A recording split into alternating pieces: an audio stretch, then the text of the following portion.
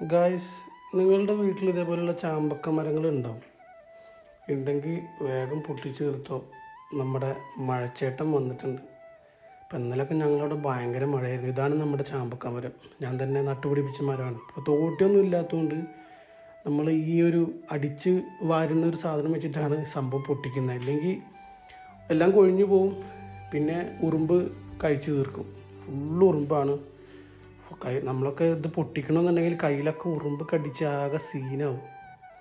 അങ്ങനെ അതാ കണ്ടില്ലേ, ഇതുപോലെ കൂടൊക്കെ ഉണ്ടാക്കിയിട്ട് ഒരുപാട് ലക്ഷക്കണക്കിന് ഉറുമ്പുകളാണ്.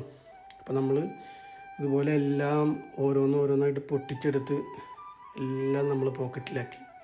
ഇല്ലേ ഒന്നും കഴിക്കാൻ കിട്ടില്ല, എല്ലാം നിലത്ത് വീണ് പോകും. കാരണം ഇന്നലെ നൈറ്റ് നല്ല മഴയായിരുന്നു. അപ്പോൾ ഇത്രയും കിട്ടി നമുക്ക്. അപ്പോൾ നമുക്ക് വേണേൽ ഉപ്പ് കൂട്ടി കഴിക്കാം, ഇല്ല ഉപ്പിലിട്ട് കഴിക്കാം, ഇല്ലെങ്കിൽ ഇതേപോലെ പച്ചക്ക് കഴിക്കാം. എല്ലാവരും ഒന്ന് ട്രൈ ചെയ്യും.